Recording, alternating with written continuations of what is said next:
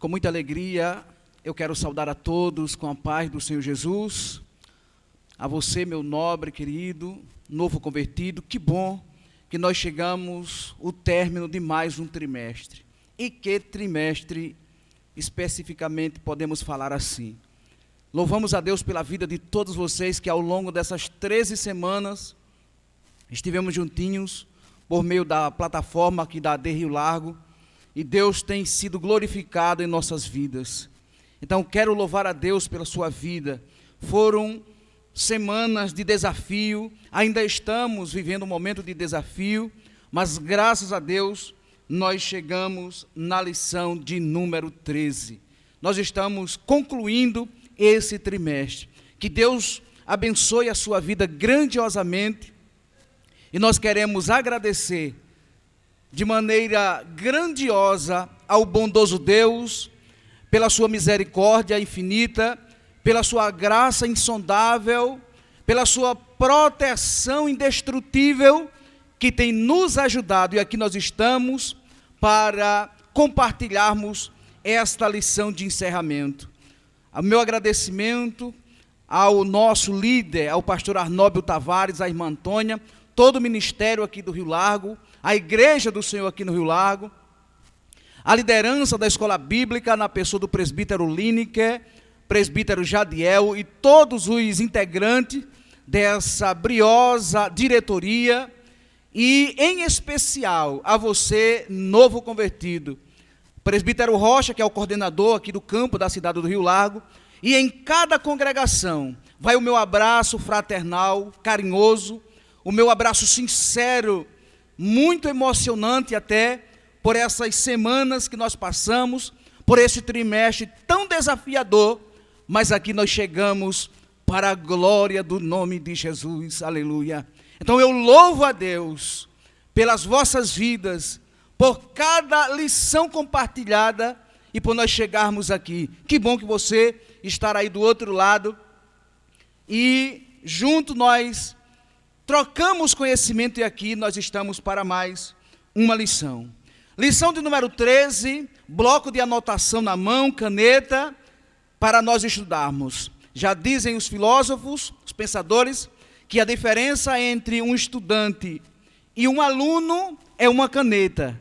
O estudante é aquele que tem a caneta, que rabisca, que rascunha, que contorna, que escreve. Já o aluno é aquele que frequenta as aulas, escuta o professor falando, até participa, mas a diferença para o estudante é aquele que tem uma caneta. Então, bloco de anotação na mão, caneta, e vamos para a nossa lição de encerramento de trimestre.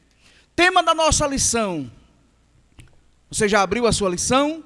Tem a sua lição? Buscou ela em PDF? Foi disponibilizado nos grupos da nossa congregação, do campo do Rio Largo. Então, o tema da nossa lição é Vivendo em Santidade. Para uma palavra introdutória, nós queremos falar sobre a soteriologia, que é a doutrina da salvação.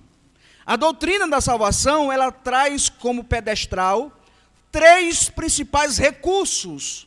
Quais são eles? Primeiro, é a justificação, que é o ato de nos tornarmos justos por meio do sacrifício de Jesus Cristo, nosso Senhor. A ação de Cristo no Calvário, a ira de Deus é aplacada, nós estamos agora diante de Deus e Ele olha dos céus à terra e nos vê de maneira inculpável por meio do sacrifício de Jesus Cristo, o nosso Senhor. O segundo pedestral é a regeneração, que é a limpeza, é a transformação interna e externa na vida daquele que já teve a justificação, que foi o primeiro pedestral. Então, justificação. Segundo, regeneração, que é o processo em que o Espírito de Deus começa a trabalhar na vida do homem. Aquele homem que bebia, não bebe mais. Aquele homem que proferia palavras torpes, não profere mais. Aquela mulher, o ser humano, que tinha uma vida totalmente desajustada. A regeneração, como segundo pedestral, é esse processo de trabalho, de limpeza, de transformação na vida do homem que abraçou a Cristo como seu Salvador. E o terceiro pedestral, qual é? É a santificação. E o tema de hoje é vivendo em santidade. Então, querido, esses 3 pedestrais que eu mencionei, que são os pilares da doutrina da salvação, nós entramos pelo caminho da justificação, da regeneração e agora a santificação. Será que é possível, em uma sociedade tão conturbada, nós mantermos uma vida santa? A santidade é nós nos excluirmos das pessoas e ficarmos enclausurados dentro de um local, de uma casa, de uma ilha. Será que ser santo é eu me esquivasse das pessoas? Será se é possível, como nós falamos aqui no Nordeste, nas Alagoas, aqui na cidade do Rio Largo, será que é possível o homem que come feijão e farinha, como nós falamos, é possível ter uma vida de santidade ou viver de maneira santa?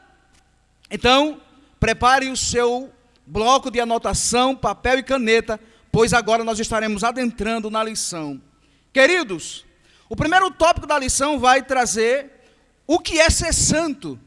Nós iremos trazer os detalhes, nós iremos trazer a definição do que é santo.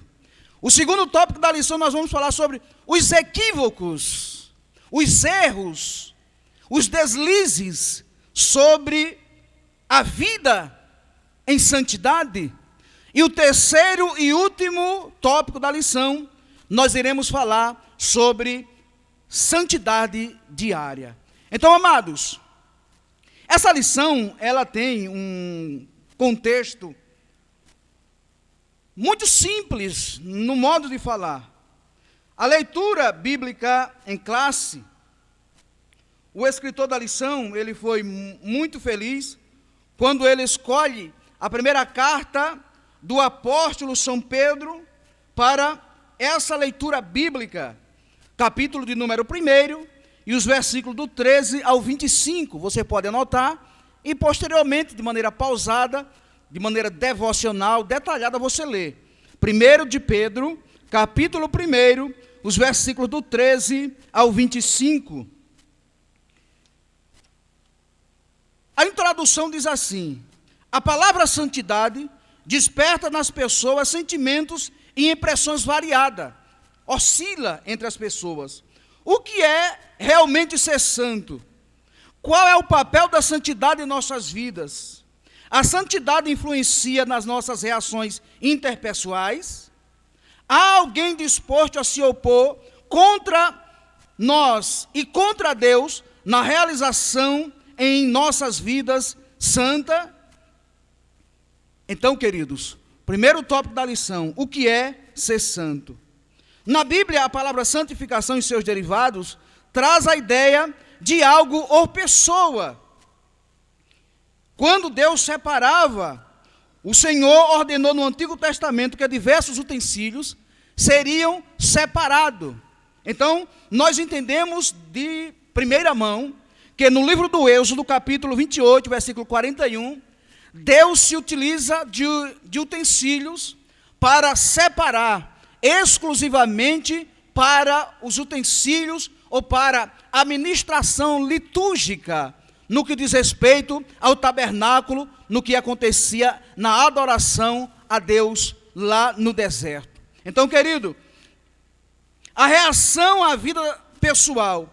O Antigo Testamento havia pessoas separadas, mas não vinculadas especificamente ao culto a Deus, como os nazireus. Escritos em Números, capítulo 6, um homem ou uma mulher que se separasse para Deus, mesmo temporariamente, não poderia beber vinho, rapar o cabelo, nem tocar as pessoas ou animais mortos. Ainda no Antigo Testamento, Deus exigia que seu povo agisse de forma santa, não pecando, respeitando seus irmãos, buscando a Deus e adorando apenas a Ele. Então está aqui os utensílios ou pessoas no que diz respeito à santificação. Mas querendo trazer para você, novo convertido, no Antigo Testamento Deus ainda separava homens, títulos, pessoas para os seus ministérios específicos, como os reis, os profetas, os sacerdotes e os juízes. Eram homens separados exclusivamente para uma função exclusiva para Deus. Eu falei que Deus separava utensílios e Deus separou homens. Tem aqui especificamente no livro de Números, falando sobre os nazireus, mas essa classe ministerial, Deus se utilizou deles para o seu fim, para o seu propósito. Agora vamos lá. Ser santo é ser separado. Uma pessoa santa é uma pessoa separada das coisas do mundo para Deus. Então, queridos, a definição de santo, ser santo, é ser separado. Uma vez que você passa pelo processo da justificação, você é justo por meio do sacrifício de Cristo. Passa pelo processo da regeneração, é paulatino, é no dia a dia. E dentro desses princípios que eu falei na introdução, vem agora a santificação, que é uma separação exclusiva para Deus. Então, essa é a definição dentro do primeiro tópico da lição. E no terceiro, ser santo, moldado pelo Espírito Santo de Deus. Amados, nós fazemos a nossa parte. Agora, é uma ação oriunda do Espírito de Deus na vida das pessoas. Uma vez que ela entende que ser separada para Deus tem um papel fundamental na vida que Deus quer que ele o execute, realize. Então, ser santo é ser separado para um fim pelo qual Deus deseja realizar na sua igreja e no mundo.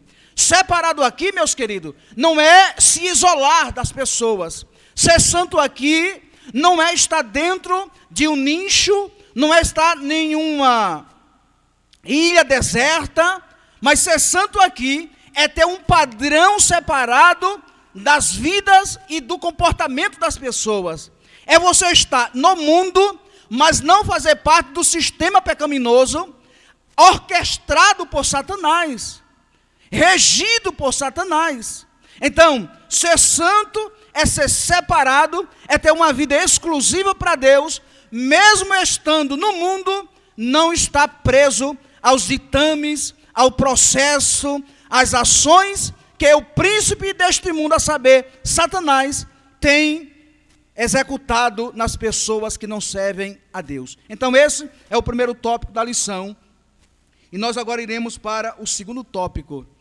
O segundo tópico da lição diz sobre os equívocos, os erros, os deslizes do que as pessoas acham o que é ser santo. Então diz assim, ser santo, como já foi dito, é ser separado, óbvio, ser separado. Entretanto, essa separação não significa que a pessoa santa deve estar fora do mundo. Não. Nós estamos no mundo, nós estamos nas faculdades, nós estamos na sociedade, nós estamos ocupando os cargos públicos, nós estamos uma vida de todas as esferas que a sociedade dispõe, porém, nós não nos isolamos disso. Isso é um equívoco das pessoas. Para ser santo, não é preciso, essa separação aqui, não é apenas afastar-se. Eu posso estar junto com as pessoas, mas não comungar da linguagem dela, não comungar do perfil que ela aderiu para a sua vida. Então, há um equívoco nas pessoas que acham que ser santo é agora eu não falar mais com os meus amigos da minha pós-graduação. Não. Ser santo agora é eu chegar no meu setor de trabalho, não dar um bom dia, não saudar alguém com a paz do Senhor, não. É você passar no corredor da sua empresa e não falar com ninguém. Não, ser santo não é isso. Ser santo é na hora que as algazarras, como nós falamos aqui no Nordeste, quando as piadas, quando as palavras torpes, os comentários, principalmente nas segundas-feiras, que as pessoas começam a delatar, a expor os acontecimentos da sexta, do sábado e do domingo, quando toda aquela conversa estiver acontecendo, eu não fazer parte desse cotidiano, não participar do que está ali em evidência. E muitas das vezes, nós sabemos que quando está aquela algazarra, não falo isso generalizando, pelo amor de Deus, mas boa parte das pessoas, elas têm o seu estilo de conversa, das baladas do final de semana, e etc, etc e tal. Mas eu estou dizendo que essa conversa, esse hábito das pessoas, às vezes, quando chega um irmão, um crente de bom testemunho, que de fato é santo, então aquele assunto, ele dá um time, dá um tempo, e as pessoas, olha, vamos parar o assunto, que o irmão chegou, a irmã chegou, o irmão não gosta dessas conversas. Então, ser santo, amigo, é isso. Não é se isolar, não é se esquivar, não é se distanciar de tudo e de todos. Ser santo é você ter uma linguagem que edifica, uma linguagem que glorifica e uma linguagem digna de aplausos, glória para o nome do Senhor e felicidade para você. Então, ser santo, segundo tópico aqui, os equívocos das pessoas é que achar que ser santo é se isolar das pessoas, da sociedade e estar longe de tudo e de todos. Um outro equívoco na maneira de pensar. Por quê? O psiquismo, a nossa mente é um campo de batalha. Nós sabemos que nós vivemos batalhas diariamente. E o campo de batalha é a nossa mente. É o que nós pensamos, refletimos. É aquilo que nós, quando eu penso, logo existe. Já diz os estudiosos do passado. Então nós precisamos entender que a nossa mente, ela é um campo de batalha. E nós precisamos estar alimentando ela para não sermos surpreendidos por coisas nocivas. Se nós pegarmos 2 leões, colocá-los ambos nas suas jaulas, e nós alimentarmos um leão e um outro leão nós não alimentarmos, ou seja, a nossa mente como campo de batalha, a natureza de Cristo e a natureza adâmica, caída, perversa, mal, que puxa para as coisas de baixo. Se nós alimentarmos apenas um leão, esse leão é uma das naturezas, está no nosso psiquismo. Quando nós abrirmos aquela jaula e os 2 leões irem para um combate, óbvio, vai vencer aquele que foi mais alimentado.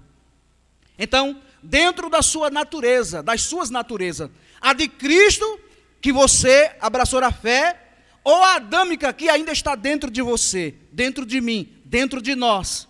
Precisamos, como campo de batalha, alimentar X natureza para nós não sermos surpreendidos. Então, querido, e aí no terceiro subtópico, do tópico 2, diz que a oposição à santificação. Não podemos ignorar que temos um inimigo. E esse inimigo, meus amados, o nome dele já diz, Satanás, adversário. É ele o nosso arquirrival, nosso rival principal para tentar nos manchar a nossa vida em santificação. E como é isso? Por meio das propagandas. Não foi o diabo, e eu não estou aqui divulgando a sua... Não foi o diabo que pegou o fruto e deu para Eva, e nem tampouco para Adão, mas foi ele que fez a propaganda, foi ele que mentindo, foi ele que de maneira sagaz, foi ele que de maneira estratégica fez o comercial e conseguiu persuadir, convencer Eva. E a Bíblia diz, Paulo diz, que pelo homem entrou no pecado. Elinaldo, mas não foi Eva, como Paulo disse que foi pelo homem? É porque a responsabilidade Deus colocou sobre Adão e não sobre Eva. É um outro assunto que nós falaremos em um outro assunto, em um outro dia. Mas quando diz que por um homem entrou o pecado, a gente vê aqui que Satanás, ele fará o possível para nos atrapalhar na nossa vida de santidade. E uma das suas armas é a tentação. Aí você vai dizer para mim, Elinaldo, o que é tentação? Tentação é uma atração para fazer o mal, por prazer ou lucro. A tentação ela pode ser externa, oriunda do tentador, ou ela pode ser interna, da sua natureza pecaminosa. Tiago diz que tentação não é pecado. Pecado é ceder à tentação. Então, meu querido novo convertido, a tentação é aquilo que nos comove, é aquilo que nos desestrutura. Para mim, tentação pode ser algo, para você pode ser outra. Para o professor Hélio, que já está aqui, daqui a pouco vai trazer a lição de uma faixa etária, para ele pode ser uma outra coisa. Tentação é uma atração para fazer o mal. Alguém vai fazer o mal como? Infidelidade conjugal. Alguém vai fazer o mal tirando a vida de outrem. Alguém vai fazer o mal trazendo fofoca, trazendo intriga. Tentação é um convite para fazer o mal, por prazer ou lucro. Tem pessoas que fazem as coisas erradas por sentir prazer nisso. Então, Satanás se utiliza da tentação para tentar atrapalhar a vida do homem com Deus. Meus amados irmãos, novo convertido. O terceiro tópico e último, para nós já irmos para a nossa linha de conclusão. Veja bem, santidade diária. Nós falamos no primeiro tópico, o que é ser santo. Nós falamos no segundo tópico, os equívocos sobre a santidade. E agora, no terceiro e último, santidade diária. Primeiro, a sabedoria e santidade no trato com os irmãos. Tem pessoas que se mostram ou querem se mostrar tão santo, mas não buscam sabedoria para se relacionar-se com os irmãos. Um testemunho de alguém que estava pregando e pregou uma mensagem extraordinária.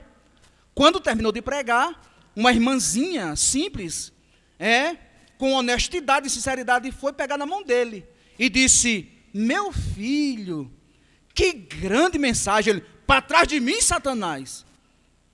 Não, a irmã estava apenas elogiando a mensagem do irmão.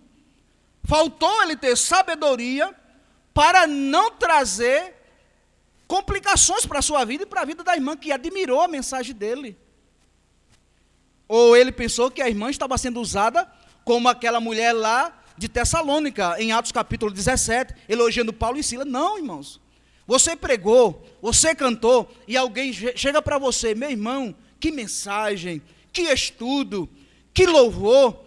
Diz: você só é ser inteligente, ter sabedoria e tratar os irmãos com simplicidade.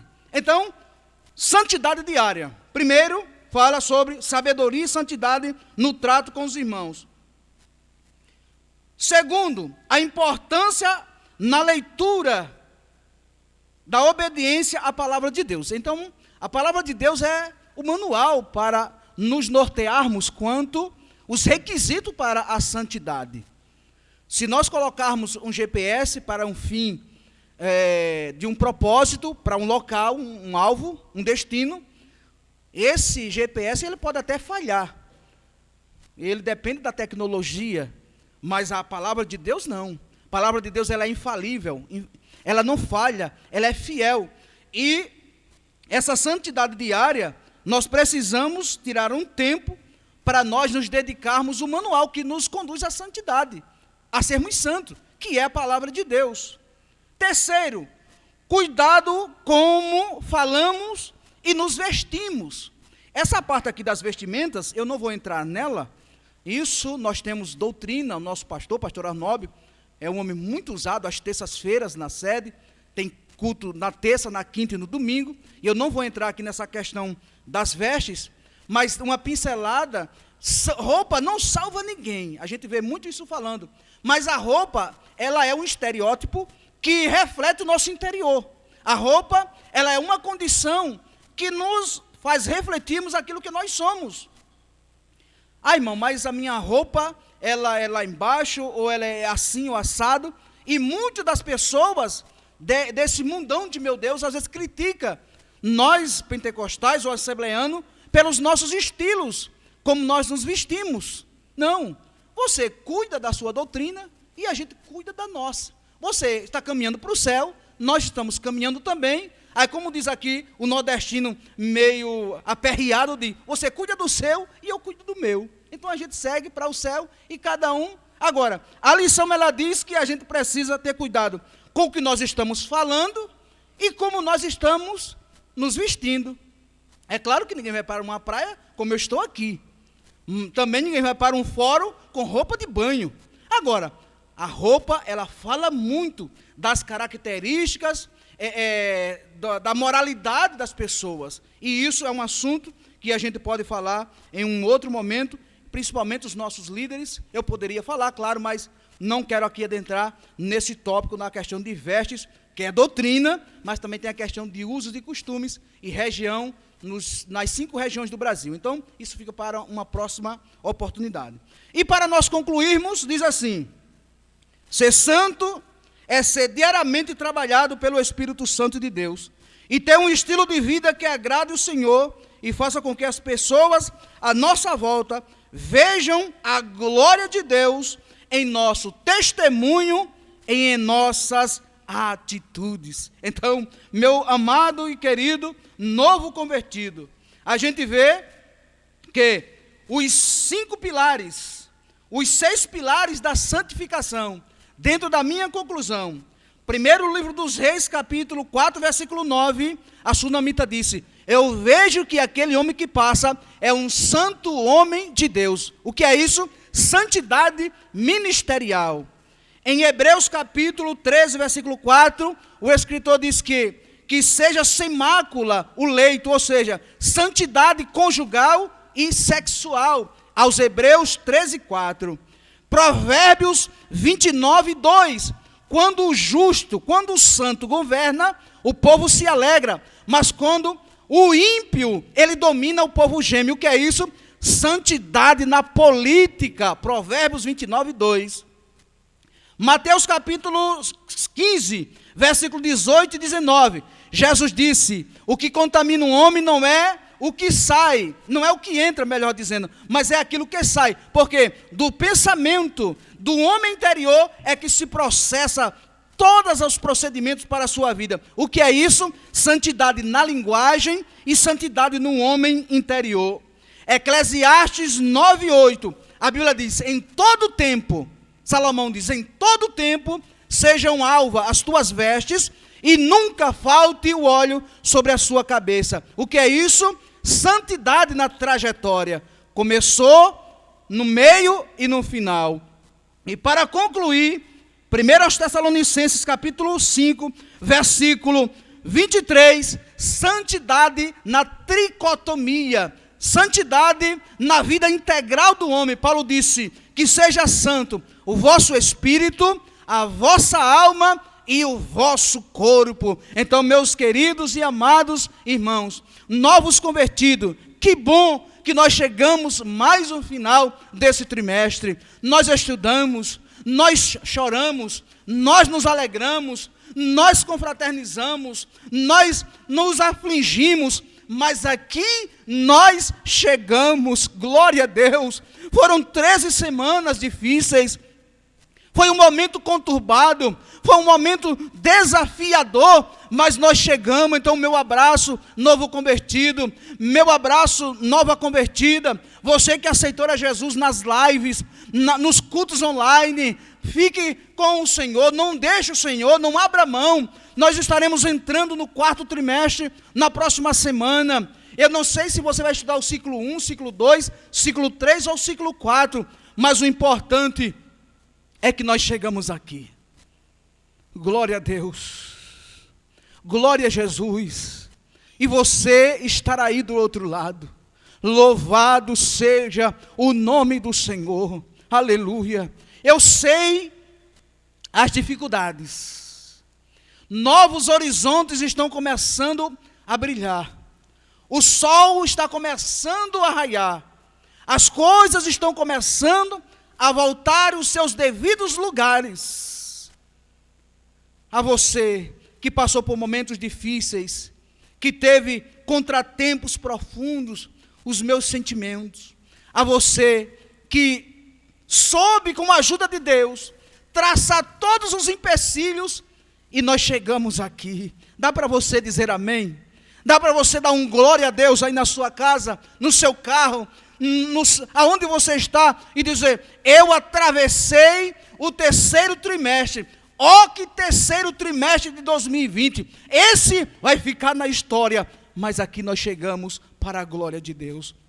Então a minha gratidão a todos vocês, aos nossos pastores nacionais, os pastores da Convenção Geral das Assembleias de Deus do Brasil, pastor José Wellington Bezerra da Costa, pastor José Wellington Bezerra da Costa Júnior, ao nosso pastor aqui do estado das Alagoas, o reverendo Orisvaldo Nunes, e o pastor aqui da nossa cidade, o pastor Arnóbio Tavares, e todos aqueles que trabalham com novos convertidos, os departamentos, os diretórios, toda a estrutura que trabalha voltado para os novos convertidos. Eu me emociono nesse momento, por saber que o terceiro trimestre de 2020 foi aquele trimestre. Então que Deus nos ajude e que nós iremos orar nesse momento. Se você pode, no momento que você estiver assistindo esta aula, feche os seus olhos comigo e oremos ao Senhor.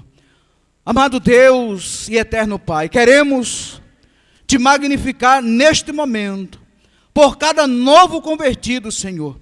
Pessoas que aceitaram a Ti na trajetória desse trimestre. Oh, que trimestre desafiador. Mas aqui nós chegamos, nós atravessamos as 13 lições, e aqui nós estamos para a Tua glória. Por isso, fortalece esse novo convertido, essa nova convertida. Dá-lhes experiências com o Teu Espírito. Pai, batiza ele com o Teu Santo Espírito, renova as suas forças, revitaliza, Pai, o seu ânimo para essa caminhada tão árdua, mas tão gloriosa, aleluia, e que o Senhor proteja cada um do que aceitou a Cristo mais recentemente, e aquele que te aceitou um tempo mais longínquo. Pai, nesse momento eu quero te agradecer por tudo, em nome de Jesus. Queridos, um abraço a todos, e nós nos encontramos em um próximo momento. Seu irmão e amigo, presbítero Elinaldo Alves, servo de vocês. Amém.